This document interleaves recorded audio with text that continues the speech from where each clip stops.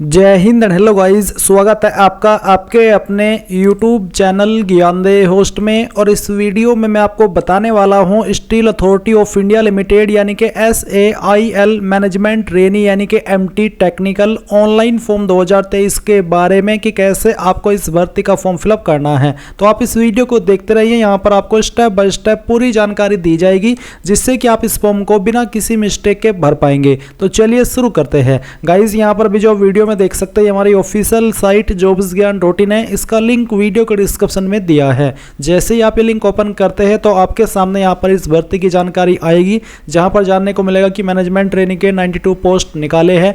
आप इसके फॉर्म को 31 दिसंबर 2023 तक भर पाएंगे।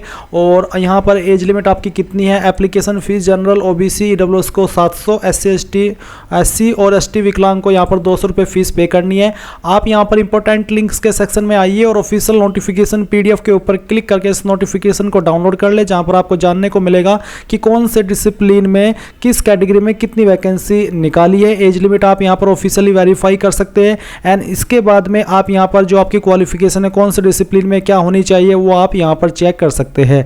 तो अगर मान लीजिए आप मैकेनिकल इंजीनियरिंग पर अप्लाई करना चाहते हैं तो जो आपकी क्वालिफिकेशन है वो इनमें से किसी डिसिप्लिन में होनी चाहिए जो कि यहाँ पर आपको दिए गए हैं, तो आप इस पर एलिजिबल होंगे अप्लाई करने के लिए। एंड जो आपकी परसेंटेज है क्वालिफिकेशन में वो 65% प्लस होनी चाहिए। इसके बाद आप यहाँ पर बाकी की जानकारी चेक कर लीजिए। अब अगर आप इसमें एलिजिबल है और मन है आपका फॉर्म को फिल करने का तो आप कैसे भरेंगे। तो आप अप्लाई ऑनलाइन लिंक ओपन करेंगे। ये ओपन करने के बाद आपके सामने यहाँ पर ये वाली वेबसाइट आ जाएगी। अब यहाँ पर आने के बाद में अगर आपने इस वेबसाइट का इस्तेमाल करके कभी कोई फॉर्म भरा है पहले भी तो आपका अकाउंट बना हुआ होगा। आप यहाँ पर रजिस्टर्ड यूजर के नीचे इसके ऊपर क्लिक करेंगे। इसके ऊपर क्लिक करने के बाद में आप यहाँ पर लॉगिन कर लेंगे। जैसे कि आपके सामने यहाँ पर कुछ ऐसा इंटरफेस आएगा जहां पर आपको आपका सिलेक्ट स्टील प्लांट, तो आपको सिलेक्ट कर लेना है आपका स्टील प्लांट। एंड उसके बाद में आप यहां पर login ID password and then ये कैप्चा कोड फिल करके सबमिट कर लेंगे।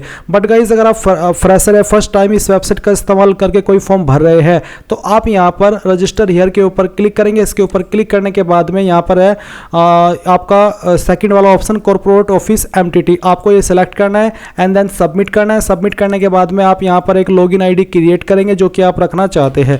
तो चलिए मैं यहाँ पर ये एक लॉगिन ID बना लेता हूँ। इसको बनाने के बाद में आप यहाँ पर ये जो कैप्चा कोड है वो एंटर करेंगे। और ये एंटर करने के बाद में यहाँ पर गाइज जैसे कि चेक अवेलेबिलिटी के ऊपर मैं क्लिक करता हूँ तो ये अवेलेबल है। इसके बाद में यहाँ पर आपको लॉगिन डिटेल में एक पासवर्ड बनाना है और आपका जो पासवर्ड है वो कैसा हो उसका एग्जाम्पल आप यहाँ पर देख लीजिए। आपके पासवर्ड के अंदर इंग्लिश का कैपिटल लेटर कम से कम 1, स्मॉल लेटर कम से कम 1, ज़्यादा कितने भी हो सकते हैं, स्पेशल कैरेक्टर और साथ ही डिजिट रहने चाहिए। तो कुछ इस तरह का पासवर्ड आप यहाँ पर बनाएंगे। एंड उसको बनाने के बाद में आप यहाँ पर दोबारा डाल करके उसको वेरीफाई करेंगे। फिर यहाँ पर गाइज आपको आपकी ईमेल ID एंटर करनी है। ईमेल ID को दोबारा डाल करके वेरीफाई करना है। पर्सनल डिटेल में आपको यहाँ पर आपका नाम 10th के सर्टिफिकेट के अकॉर्डिंग लिखना है। मोबाइल नंबर डालना है। वेरीफाई बाय सेंडिंग OTP, यानी कि इसके ऊपर क्लिक करेंगे तो नंबर के ऊपर OTP जाएगा जो कि आपको यहाँ पर डाल करके वेरीफाई करना है। फिर आप यहाँ पर फादर नेम एंटर करेंगे, आपका मदर नेम एंटर करेंगे, जेंडर आपको सिलेक्ट कर लेना है। इसके बाद में यहाँ पर गाइज आपका जो मैरिटल स्टेटस है वो आपको बताना है, मैरिड या फिर अनमैरिड जो भी है वो आप यहाँ पर सिलेक्ट करेंगे। रिलीजन आपको अपना सिलेक्ट कर लेना है।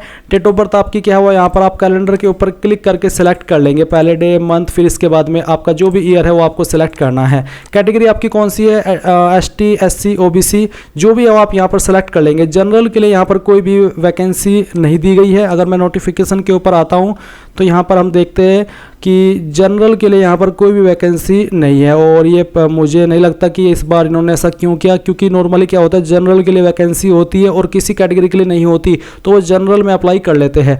बट यहाँ पर अगर जनरल के लिए ही वैकेंसी नहीं है तो वो कहाँ अप्लाई करेंगे, इसका मतलब वो अप्लाई कर ही नहीं सकते।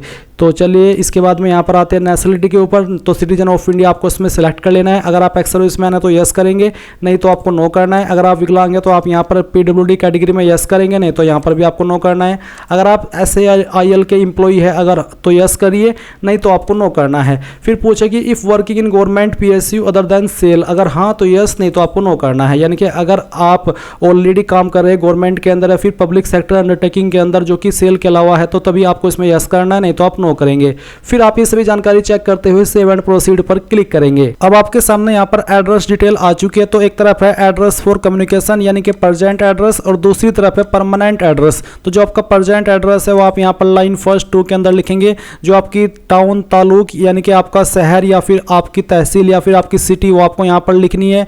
आपकी स्टेट कौन सी है वो स्टेट आप सिलेक्ट कर लेंगे। उस स्टेट के अंदर आपकी कौन सी डिस्ट्रिक्ट है वो आपको यहाँ पर सिलेक्ट कर लेनी है और आपका पिन कोड क्या है वो आपको यहाँ पर डाल देना है। एंड गाइस अगर आपका ये प्रेजेंट और परमानेंट एड्रेस एक ही है तो आप यहाँ पर टिक कर दीजिएगा। अगर अलग है तो अनटिक करके अलग से परमानेंट एड्रेस भी आप भर सकते हैं। फिर आप यहाँ पर नीचे सेव एंड प्रोसीड पर क्लिक करेंगे। अब आपको यहाँ पर फोटो एंड साइन अपलोड करना है। जो आपका फोटो है उसका जो वाइड है वो कितना होना चाहिए वो आप देख सकते हैं 3.5 into 4.5 centimetre wide and height होनी चाहिए। एंड यहाँ पर पासपोर्ट साइज का कलर फोटोग्राफ ये आपका हो। बाकी के इंस्ट्रक्शंस भी आप यहाँ पर चेक कर सकते हैं। साइज 20 से 50 KB के बीच में रहना चाहिए फोटो का और सिग्नेचर का 10 से 20 KB के बीच में रहना चाहिए। तो अब आपको यहाँ पर चूज फाइल के ऊपर क्लिक करना है। जहाँ पर भी फोटो फाइल है आपकी वो आपको यहाँ पर सेलेक्ट कर लेनी है। इस तरह से आप फोटो सेलेक्ट करेंगे, यहाँ से ओपन करेंगे एंड देन आपका फोटो इस तरह से आ जाएगा। और यहाँ पर गाइज इसके बाद में आपको आपका साइन अपलोड करना है। तो जहाँ पर भी साइन की फाइल है वो आप सिलेक्ट कीजिए, यहाँ से ओपन कीजिए तो आपका जो साइन है वो इस तरह से आ जाएगा। फिर गाइज आप यहाँ पर नीचे सेव एंड प्रोसीड इसके ऊपर क्लिक करेंगे। तो गाइज यहाँ पर अब आप देख सकते हैं कि जो आपकी जानकारी है वो यहाँ पर इस तरह से आ चुकी है। आप सभी जानकारी चेक कर लीजिए। अगर आपको लगता है कोई जानकारी गलत हो गई है तो आप यहाँ पर अभी भी उसको एडिट कर सकते हैं, नहीं तो आप यहाँ पर टिक कीजिए एंड सेव एंड प्रोसीड के ऊपर क्लिक करके यहाँ से आप यस कर दीजिए। यस करने के बाद में यहाँ पर जो गाइज आपका OTR है यानी कि वन टाइम रजिस्ट्रेशन है वो हो चुका है। आप यहाँ पर इसको प्रिंट के ऊपर क्लिक करके प्रिंट कर ले। ये गाइज अगर आप आगे फ्यूचर में इस वेबसाइट के माध्यम से कोई भी फॉर्म भरेंगे तो आपको दोबारा से रजिस्ट्रेशन करने की आवश्यकता नहीं है। ये आपका वन टाइम रजिस्ट्रेशन हो चुका है। आप दोबारा अपना लॉगिन कीजिए और जिस भी जॉब के लिए आपको अप्लाई करना है अगर आप उस पर एलिजिबल है तो आप सिंपल अप्लाई कर लेंगे। अभी आपको करना क्या है, इसको प्रिंट कर लीजिएगा। अगर आपके पास अभी प्रिंटर मौजूद नहीं है तो PDF के रूप में सेव कर लीजिएगा और बाद में आप इसको प्रिंट करा लीजिएगा। एंड अब आप यहाँ पर login continue to your dashboard इसके ऊपर क्लिक करेंगे। इसके ऊपर क्लिक करने के बाद में यहाँ पर जो आपका स्टील प्लांट है कॉर्पोरेट ऑफिस MTT ये सेलेक्ट करेंगे। लॉगिन ID जो आपने अभी बनाई है यहाँ पर वो डालेंगे, पासवर्ड डालेंगे, ये कैप्चा कोड फिल करेंगे और सबमिट कर देंगे। अब आपके सामने यहाँ पर कैंडिडेट डैशबोर्ड आ जाएगा। एक तरफ है प्रोफाइल और दूसरी तरफ है आपका यहाँ पर करंट ओपनिंग्स। तो यहाँ पर प्रोफाइल के ऊपर अगर आप क्लिक करेंगे तो जो जानकारी आपने भरी है वो आप यहाँ पर चेक कर सकते हैं। एंड फिर से आप डैशबोर्ड के ऊपर क्लिक कीजिए और करंट ओपनिंग्स के ऊपर क्लिक करके यहाँ पर MT रिक्रूटमेंट सेलेक्ट कर ले। फिर यहाँ पर आपको मैनेजमेंट ट्रेनिंग टेक्निकल सेलेक्ट करना है एंड देन प्रोसीड पर क्लिक करना है। प्रोसीड पर क्लिक करने के बाद में अब आप यहाँ से कंटिन्यू करेंगे। कंटिन्यू करने के बाद में यहाँ पर टिक करेंगे and save and proceed save and continue कर देंगे। इसके बाद में यहाँ पर आपकी सब जानकारी आएगी, इसको भी चेक कीजिए, यहाँ पर टिक कीजिए और सेव एंड कंटिन्यू कर दीजिए। अब आपको यहाँ पर एड्रेस की जानकारी देखनी है, यहाँ पर टिक करना है और सेव एंड कंटिन्यू कर देना है। अब आता है आपके सामने यहाँ पर विकलांग का ऑप्शन। अगर आप है तो आप यहाँ पर यस नो देख सकते हैं, नहीं तो आप सेव एंड कंटिन्यू करेंगे। फिर गाइज यहाँ पर आती है सब्जेक्ट मैनेजमेंट ट्रेनिंग यानी कि please fill all your subject details 1 by 1। तो आपको यहाँ पर आपका जो 10th का इन्फॉर्मेशन है वो फिल करना है। तो आपको नेम ऑफ द स्कूल के अंदर आप बताना कि कहाँ से आपने आपकी 10वीं की है। तो आप यहाँ पर आपके स्कूल कॉलेज का नाम एंटर कर देंगे। ये एंटर करने के बाद में आपको यहाँ पर आपका बोर्ड बताना है कि किस बोर्ड के द्वारा आपने आपकी 10वीं पास की है, किस साल के अंदर पास की है, वो साल भी आपको यहाँ पर सेलेक्ट कर लेना है। फिर आपके नंबर कितने थे, टोटल मार्क्स पहले तो आपको यहाँ पर डालने हैं। उसमें से जो नंबर आपको आए थे वो आप सिक्योर्ड मार्क्स के अंदर लिखेंगे। अगर आपके नंबर CGPA के अंदर है तो आप उनको परसेंटेज के अंदर कन्वर्ट करके यहाँ पर फिल करेंगे। फिर आप सेव एंड प्रोसीड कर देंगे। इसके बाद आपको यहाँ पर आपकी 12वीं की इन्फॉर्मेशन देनी है। तो नेम ऑफ द कोर्स में आप 12th, अगर आपके पास डिप्लोमा है तो आप डिप्लोमा भी सेलेक्ट कर सकते हैं। अगर आपने 12वीं की है तो आप 12th सेलेक्ट करेंगे। फिर आपको यहाँ पर सेम वे में आपके स्कूल कॉलेज का नाम एंटर करना है जहाँ से भी आपने आपकी जो 12वीं है वो की है।